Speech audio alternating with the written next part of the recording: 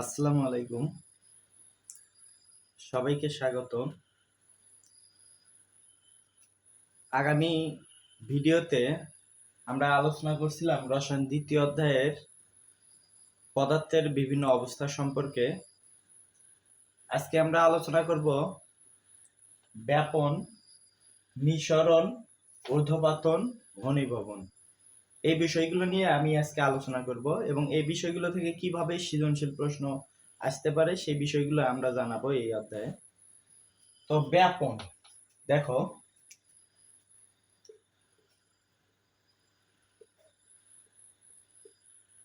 ব্যাপন, আসলে ব্যাপনটা কি?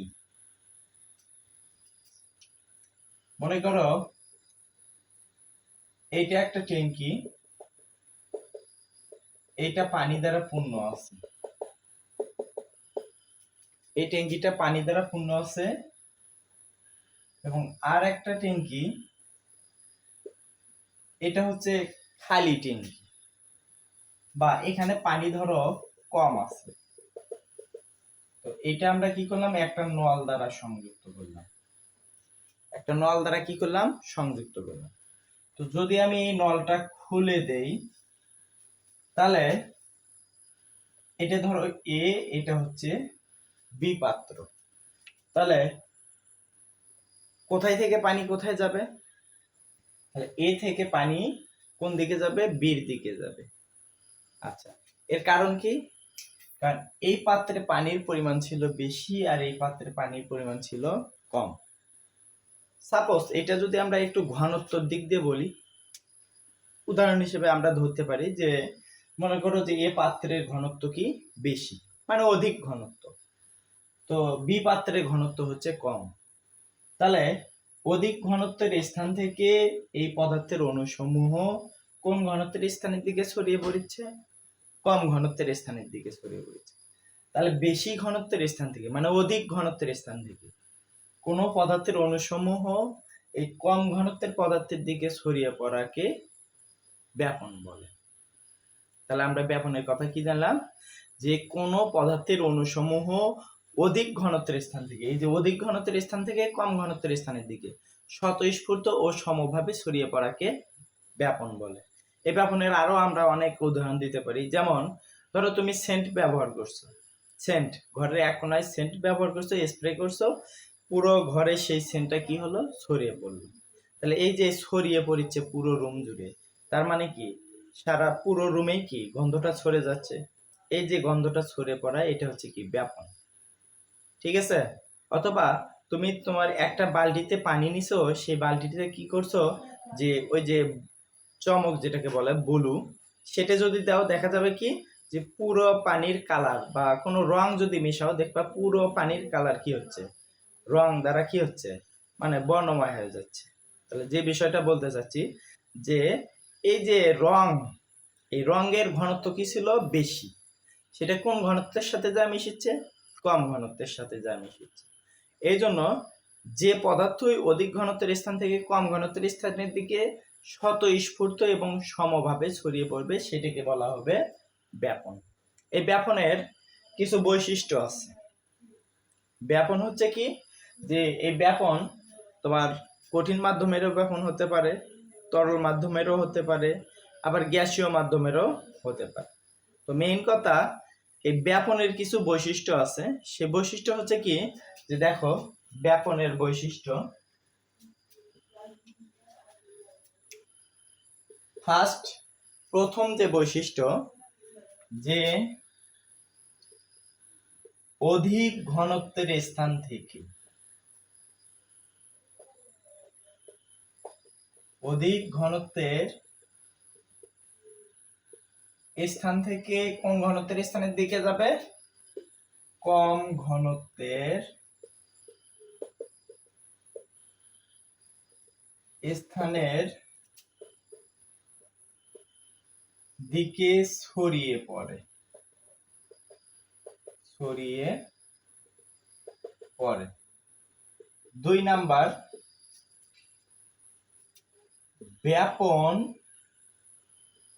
অর্থাৎ এই ব্যাপনের হার ব্যাপনের হার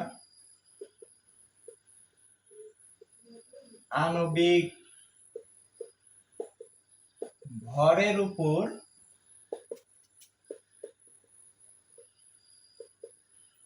নির্ভর করে। আণবিক ভরের উপর ব্যাপনের হার নির্ভর করে। 3 নম্বরে আণবিক ভর, যার আণবিক ভর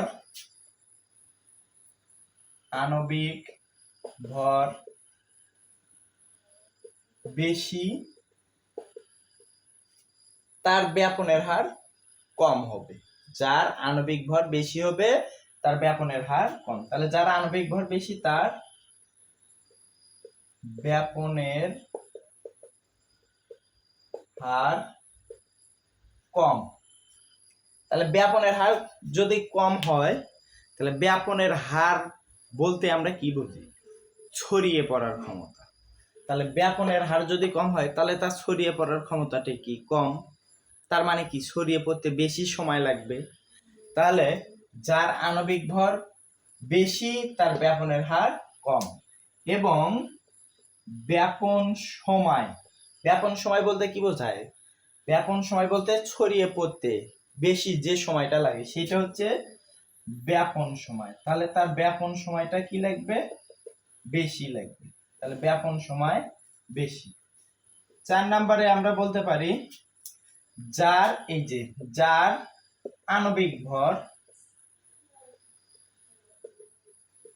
আণবিক ভর কম, তার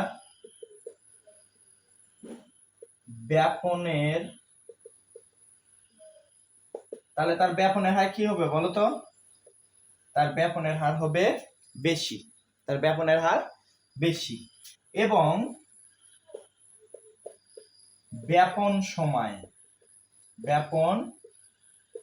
তাহলে ব্যাপন সময়টা হবে কম। তাহলে তার ব্যাপন সময়টা কম। তার মানে কি? তার ছড়িয়ে পড়ে, ব্যাপনের হার যদি বেশি হয় ছড়িয়ে পড়ার ক্ষমতা বেশি। তাহলে ছড়িয়ে পড়তে সেটা কি? কম সময় লাগবে। সেই জন্য কি? ব্যাপন সময়টা হচ্ছে কম। তাহলে মূলত এই বিষয়গুলো হচ্ছে ব্যাপনের উপর, মানে ব্যাপনের বৈশিষ্ট্য। এই বিষয়গুলো ব্যাপনের ক্ষেত্রে ঘটবে।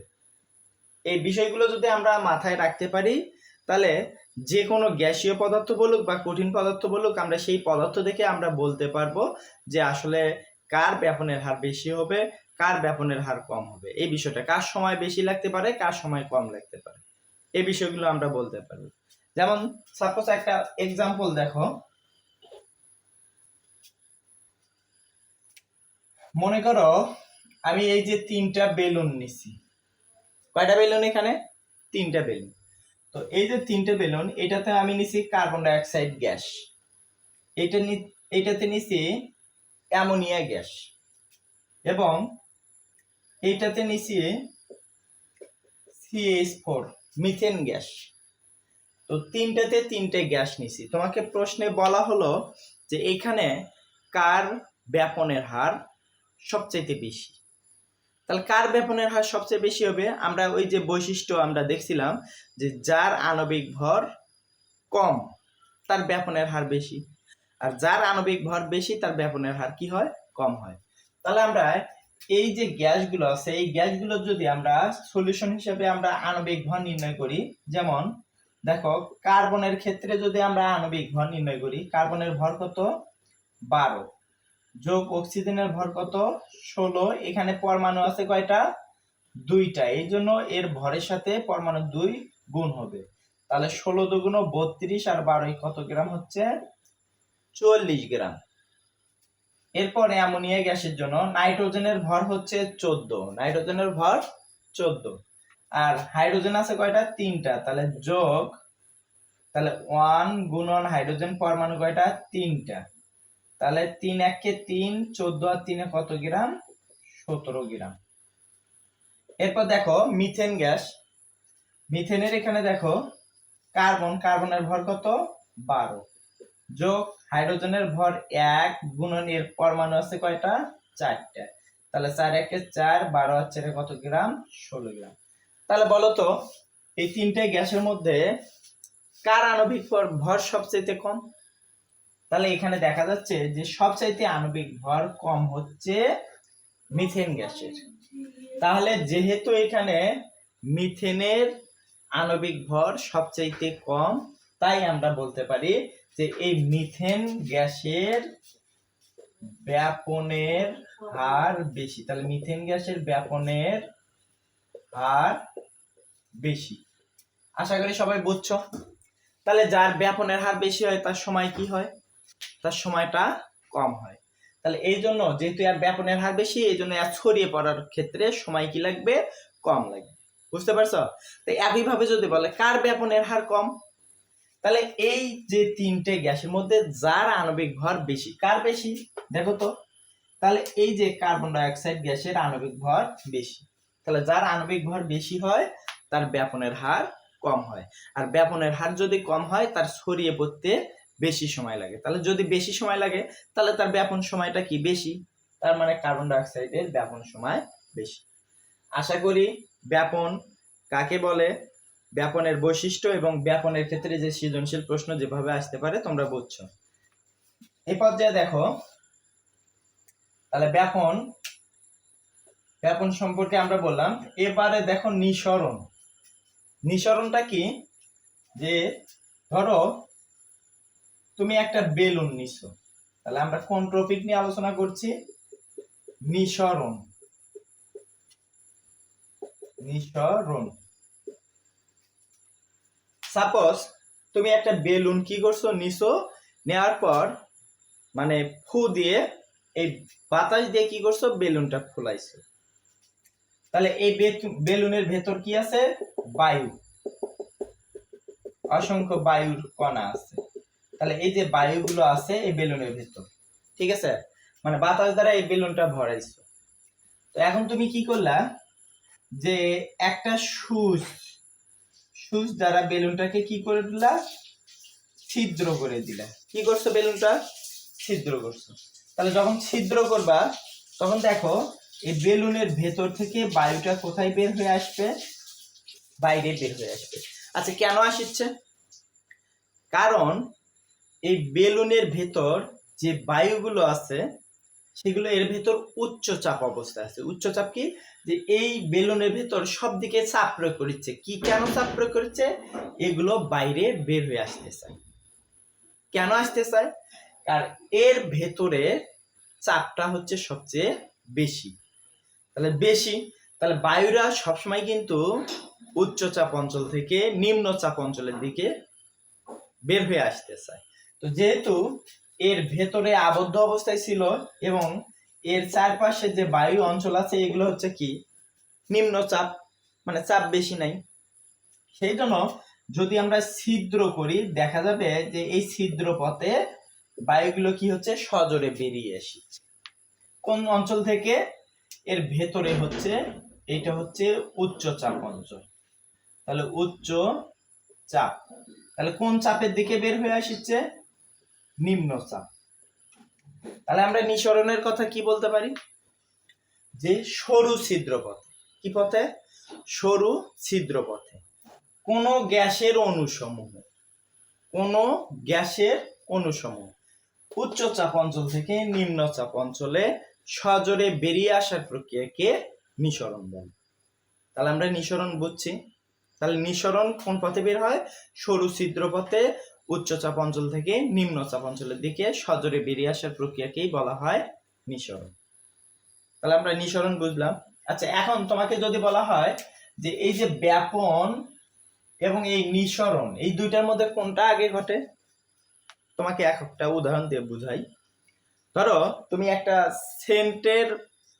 সেন্ট ইউজ করো তুমি, তো সেন্টে যখন চাপ দাও তখন ওর ভেতর থেকে যে গ্যাসটা, সেই গ্যাসটা তোমার শরীরে স্প্রে যেটাকে বলা হয় সেটা তোমার শরীরে আসে। তো এর ভেতরে যে চাপ প্রয়োগ করা হয়, যখন চাপ প্রয়োগ করা হয়, বল প্রয়োগ করা হয়, তখন ওখানে কি হয়? যে ওর ভেতরে একটা উচ্চ চাপের সৃষ্টি হয়। তখন ওই স্প্রেটা উচ্চ চাপ থেকে কোন চাপের দিকে আসে? বাইরে বের হয়ে আসছে, তার মানে কোন চাপ? নিম্ন চাপের দিকে আসছে। এবং তোমার শরীরে যখন স্প্রে করা হয়, যখন সেন্টটা ব্যবহার করা হয়, তখন তুমি যদি বাইরে যাও দেখবে কি তোমার শরীর থেকে, তোমার গা থেকে সুন্দর সুগন্ধ বের হচ্ছে। তাহলে সবাই শুনতে পাচ্ছে, তাহলে এই যে ছড়িয়ে যাচ্ছে গন্ধটা, এটা কি ব্যাপন। এবং ওই যে সেন্টটা যে ভেতর থেকে বের হয়ে আসলো, এটা কোন প্রক্রিয়ায় বের হয়ে আসলো? অবশ্যই নিঃসরণ। তাহলে যদি তোমাকে বলা হয় যে ব্যাপন এবং নিঃসরণ এই দুইটির মধ্যে কোনটি আগে ঘটে, তাহলে অবশ্যই নিঃসরণ আগে ঘটে এবং পরে ব্যাপন ঘটে। বুঝতে পারছো সবাই?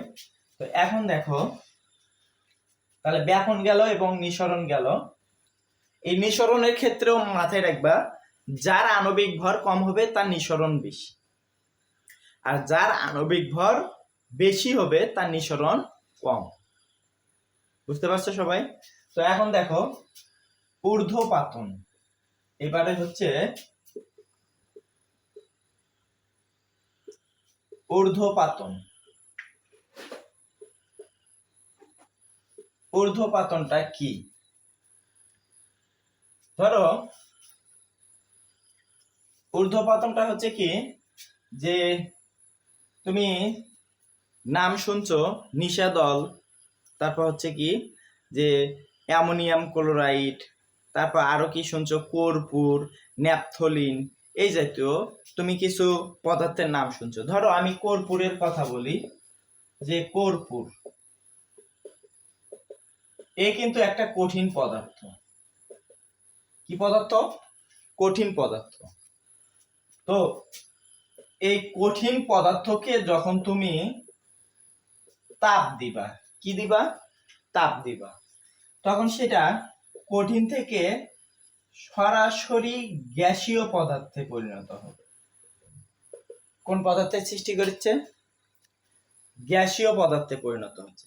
তাহলে তাপ প্রয়োগে কোনো কঠিন পদার্থকে দেখা যাচ্ছে কি তরলে পরিণত না হয়, সে সরাসরি কিসে পরিণত হচ্ছে? গ্যাসীয় পদার্থে। আবার যদি তাপ অপসারণ করো, তাপ কি করবা? অপসারণ। তাহলে যদি তাপ অপসারণ করো, তাহলে দেখতে পারবা যে তাপ অপসারণ করলে সেটা আবার সেই পূর্বের অবস্থা অর্থাৎ কঠিন অবস্থায় ফিরে আসছে। তাহলে যে প্রক্রিয়ায় কোনো কঠিন পদার্থকে তাপ দিলে তা সরাসরি গ্যাসীয় পদার্থে পরিণত হয়, আবার তাপ অপসারণ করলে তা সরাসরি কি কঠিনেই ফিরে আসে, সেই প্রক্রিয়াটাকে বলা হয় ঊর্ধ্বপাতন। আর যে পদার্থের ক্ষেত্রে এটা ঘটে, যেমন কর্পূর, আয়োডিন, ন্যাপথলিন, ঠিক আছে, তারপর কি যে তোমার নিশাদল যেটাকে বলা হয়, এই জাতীয় পদার্থকে যদি তুমি তাপ দাও তা সরাসরি কি হয়? কঠিনে পরিণত, কঠিন থেকে গ্যাসীয় পদার্থের সৃষ্টি হয়। আবার তাপ কমে আনলে সেটা আবার কঠিনে ফিরে আসে। এই জন্য এই সকল পদার্থকে বলা হয় ঊর্ধ্বপাতিত পদার্থ। বুঝতে পারছো? তাহলে এগুলো হচ্ছে ঊর্ধ্বপাতিত পদার্থ। তাহলে যেমন কার্বন মনোঅক্সাইড, কঠিন কার্বন ডাইঅক্সাইড, কার্বন মনোঅক্সাইড, এও কিন্তু একটা ঊর্ধ্বপাতিত পদার্থ। তাহলে এই বিষয়গুলো মাথায় রাখো। এখন দেখো, তাহলে আমরা ঊর্ধ্বপাতন জানলাম। এখন হচ্ছে ঘনীভবন। এই ঘনীভবনটা জানার আগে আমরা একটু জানবো তাপ প্রদানের বক্ররেখা। তাপ প্রদানের বক্ররেখা, ঠিক আছে? তো তাপ প্রদানের বক্ররেখা অর্থাৎ একে কোনো পদার্থকে তাপ প্রয়োগ করে কি করা হবে? বাষ্পে পরিণত করা হবে। তো সেটা কিভাবে? তো এটা জানার আগে, যেমন দেখো আমরা হচ্ছে পানি, এই যে H2O, পানি যখন এখানে S থাকে, S তে সলিড মানে কঠিন, তখন এটা হচ্ছে বরফ। এটা কি? বরফ।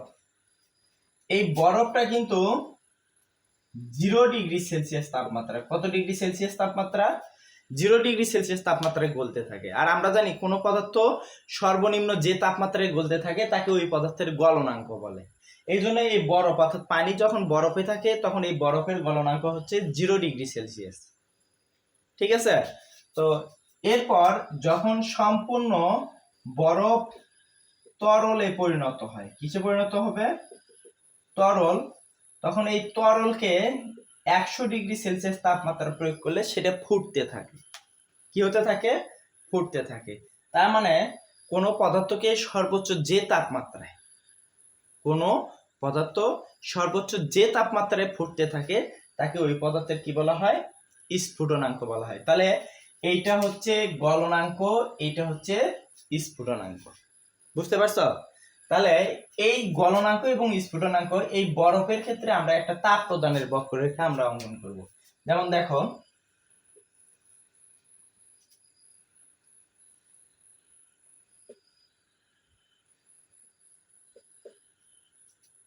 তো এই যে আমরা বরফ H2O, বা আমি বাংলা কথাই লিখি, বরফের গলনাঙ্ক হচ্ছে 0°C, এটা হচ্ছে গলনাঙ্ক। আর তরল, যদি তরল হয় এর 100°C তাপমাত্রায় স্ফুটনাঙ্ক 100°C। তো দেখো, আমরা জানি 0°C তাপমাত্রা, তাহলে 0°C তাপমাত্রায় যদি গলতে থাকে, তাহলে 0°C তাপমাত্রার নিচে যদি থাকে তাহলে সেটা কি হবে?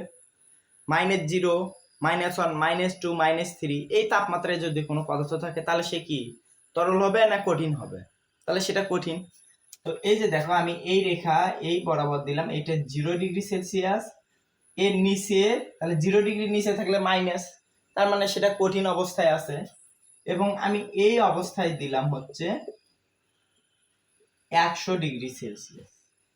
তো আমি এখানে নাম করি A, B, C, D, E, F। তো এই চিত্র অনুযায়ী তোমাকে বলতে পারে যে এখানে তাপ প্রদানের বক্ররেখা ব্যাখ্যা করো। তো এটা কিন্তু ঊর্ধ্বপাতিত পদার্থের ক্ষেত্রে এই রেখাটা না, এটা হচ্ছে তোমার একটা পদার্থের যখন 3 অবস্থা থাকবে, কঠিন, তরল, বায়বীয়। সেটা কি কি? যে দেখো, এই অংশটা হচ্ছে কঠিন এবং এই অংশটা হচ্ছে তরল এবং এই অংশটা গ্যাসীয়। তার মানে এই তাপ প্রদানের বক্ররেখাটা হচ্ছে যখন একটা পদার্থের কয়টা অবস্থা থাকবে? 3টা অবস্থা। একটা হচ্ছে কঠিন, তরল, গ্যাসীয়, তখন এই রেখাটা। আর যদি ঊর্ধ্বপাতিত পদার্থ হয় তাহলে সেটার ক্ষেত্রে 2টা রেখা, একটা এইরকম, এইরকম, এইরকম। তার মানে কি, এটা হচ্ছে কঠিন, আর কঠিন থেকে এটা হচ্ছে কি সরাসরি গ্যাসীয়। আশা করি সবাই বুঝতে পারছো।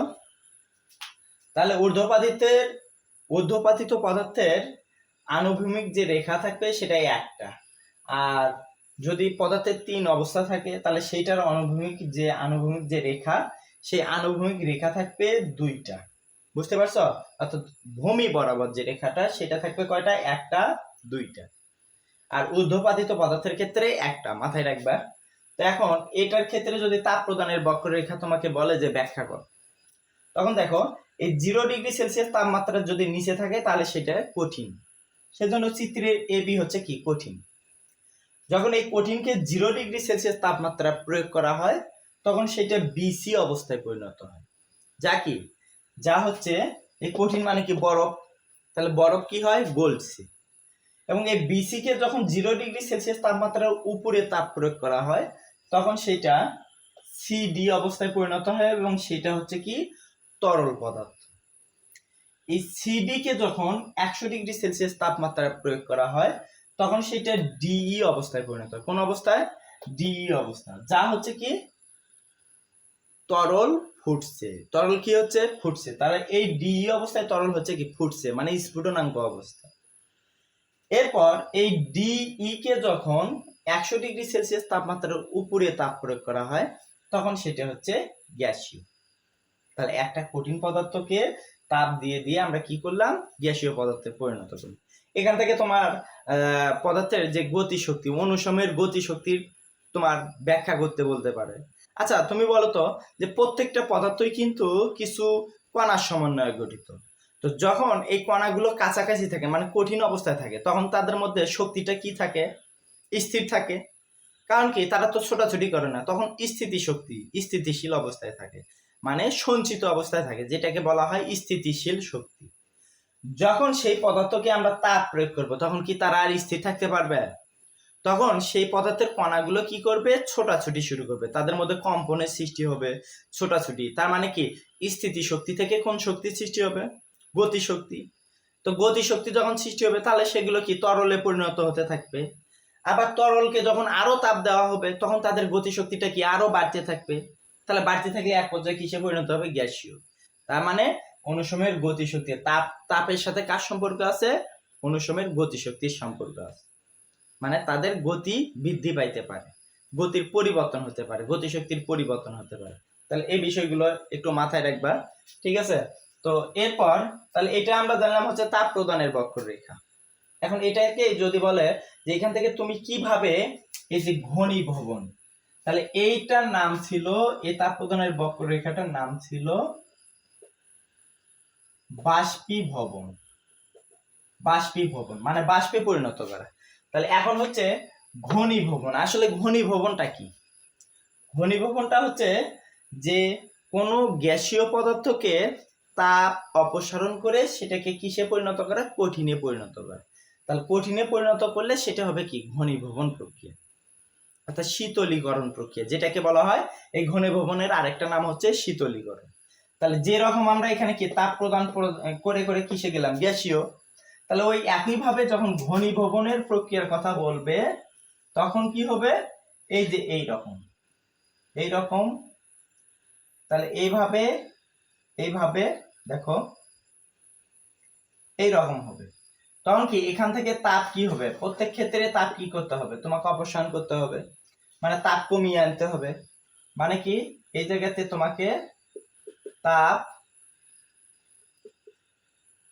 হ্রাস করতে হবে। তাহলে তাপ যখন হ্রাস করবা, তাপ যখন অপসারণ করবা তখন সেটা কি হবে? গ্যাসীয় পদার্থ থেকে কি আস্তে আস্তে তরলে আসবে, আবার তরল পদার্থ থেকে আস্তে আস্তে কোথায় আসবে? কঠিনে আসবে, এবং কঠিন থেকে আস্তে আস্তে তোমার কি হবে? গ্যাসীয় পদার্থের সৃষ্টি হবে, সরি কঠিন পদার্থের সৃষ্টি হবে। মানে মেইন কথা যেটা বলতে চাচ্ছি যে যদি গ্যাসীয় পদার্থ থাকে তাহলে তার তাপ অপসারণ করলাম, তাপ অপসারণ করলে কিসে পরিণত হতে থাকবে? তরলে। আবার তরল থেকে যখন আবার তাপ অপসারণ করবে, আস্তে আস্তে তাপ কমায় নিয়ে আসবা, তখন সেটা কিসে পরিণত হবে? কঠিনে। তার মানে গ্যাসীয় পদার্থ থেকে কঠিন পদার্থ সৃষ্টির যে প্রক্রিয়া, সেই প্রক্রিয়াটার নামই হচ্ছে ঘনীভবন বা শীতলীকরণ। তো এটাই ছিল আমাদের আজকের টপিক। আশা করি সবাই বুঝছো ব্যাপন সম্পর্কে এবং ঊর্ধ্বপতন, ঘনীভবন এই বিষয়গুলো নিয়ে। তো আজকে এই পর্যন্তই। আগামী ক্লাসে দেখা হবে অন্য কোনো টপিক নিয়ে। এ পর্যন্ত সবাই ভালো থাকবেন। আসসালামু আলাইকুম।